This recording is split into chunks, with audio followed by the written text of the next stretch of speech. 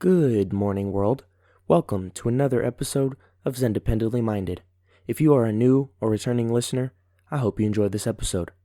If you're interested in more content like this and podcasts in the future, stay tuned because it's only going to get bigger and better from here.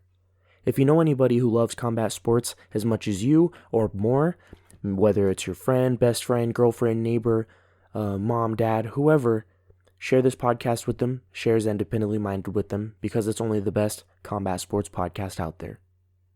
First, I want to start off by promoting my new channel that I actually just started. It's a Scary Stories channel. After I record this podcast, I'm going to narrate a few scary stories. Hopefully they're true. I found them on the internet, got permission to read them and narrate them, and that channel is going to be called Depths of Darkness. It has no videos up right now, but by the time I post this, there's going to be a new channel up.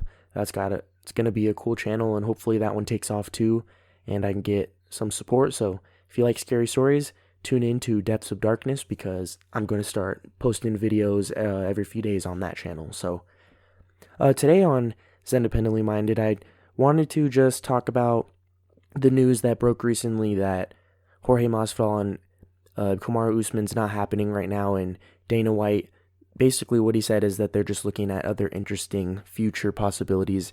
And the first thing that came to my head, obviously, was Jorge Masvidal and Colby Covington.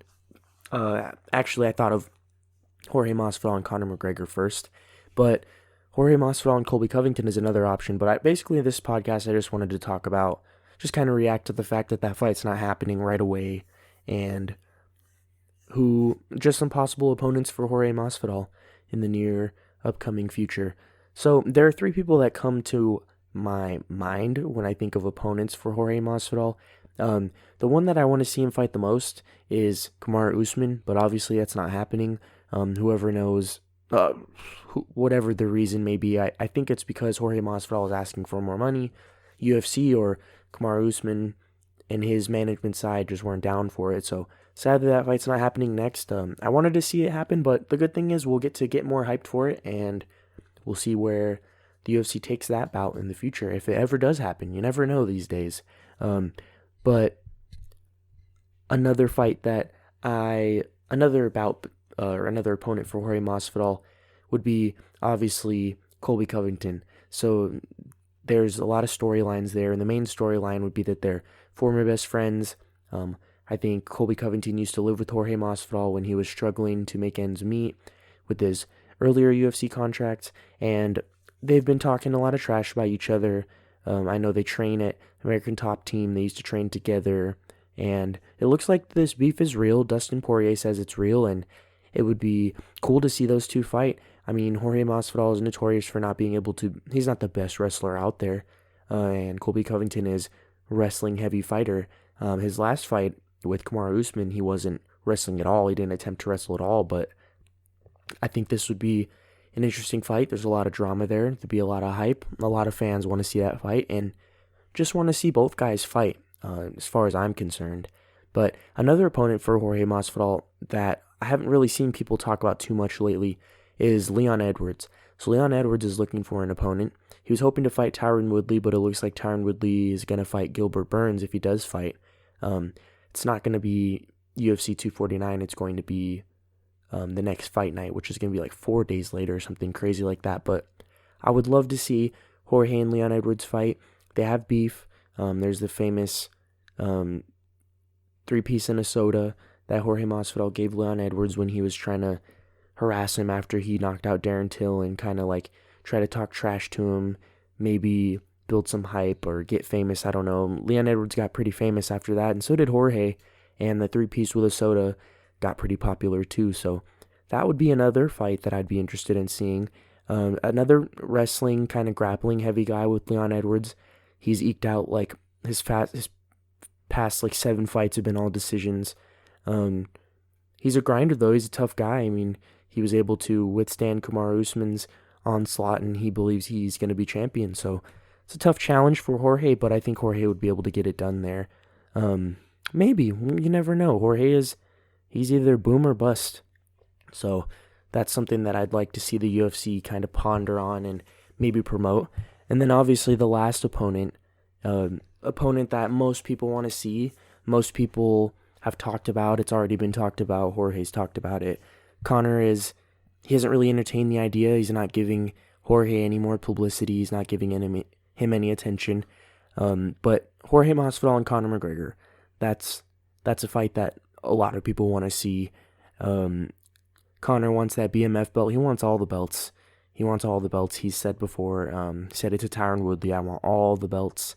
And these two don't really have beef, but Jorge Masvidal is kind of like flip-flopped a little bit. He's talked trash about Conor, and then he's given him heaps of praise, and then he'll talk trash about him again, and then praise him. And he showed up to Conor's comeback fight, and he was wearing that I think that suit that Al Pacino wore in Scarface that Conor wore before. He really, really, really wanted to get a shout out. He wanted to get a call out from Conor, but Conor didn't give him the time of day. And that's just a fight that I think anyone would want to see. It's two striking guys, two boxing heavy guys. Conor's more of a kickboxer. Jorge's more of a boxer. Jorge is one of the best boxers, at least he has a lot of power. He's one of the best boxers in the welterweight division, and I think it would be a good fight. I think Conor would win that fight, but I'm not going to make any predictions because they're not even in talks or anything. So we'll see how that goes down, but definitely those three opponents are three opponents that I'm looking at, or if I was the UFC, I would be looking at. But to kind of capitalize on Jorge and Conor, this would open up a lot of possibilities for future matchups in the welterweight division. The welterweight division is already stacked. I think it's the second most stacked division in the UFC. And if Conor was to win, or Jorge was to win, it would put more stock into their name, into their brand, into their business. And it would, especially for Conor, if Conor was to win, it would open up a possibility for a welterweight title shot against Kamaru Usman, which I would not want to see because I think Conor is the perfect size, perfect reach. He's just perfect to fight in the 155-pound division, and I just wouldn't want to see him fight Kamaru Usman. I think Kamaru's too big. I think he's too wrestling heavy, and it just wouldn't be fair on Conor, at least. And I think Conor needs to do more, obviously, to get into the welterweight titles spot. I think he's ranked in the division, but he's only had 3 welterweight fights. He lost one of them, and the last one he had before Cowboy was years ago. I think it was in 2016, so it's been 4 years. So Conor needs to do a little more to try to, if he wants to, earn a title shot in the welterweight division. But I really would rather see him go to 155 and fight Dustin, fight Justin Gaethje, eventually maybe even fight Tony Ferguson, and then eventually rematch with Khabib. So we'll see how things play out, but the fight that I'm trying to see with Jorge Masvidal, obviously besides fighting Usman for the welterweight strap, is Jorge Masvidal and Colby Covington. So hopefully we'll see more out of Jorge Masvidal soon. Hopefully he doesn't have too big of a head because of that BMF belt. I don't consider it a real belt. He didn't fight anybody special to get that belt. I got a lot of respect for Jorge Masvidal, but I don't think he's a real champion. You got to beat the best to be the best, and Nate Diaz is not the best.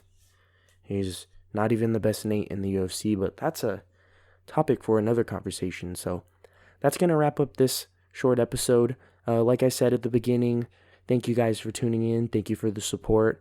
Hope everyone's staying safe during these crazy times, and don't forget to check out Depth of Darkness. It's going to be the next big thing on YouTube since scary stories are popping right now on there. So make sure you share this episode with everyone, and thank you.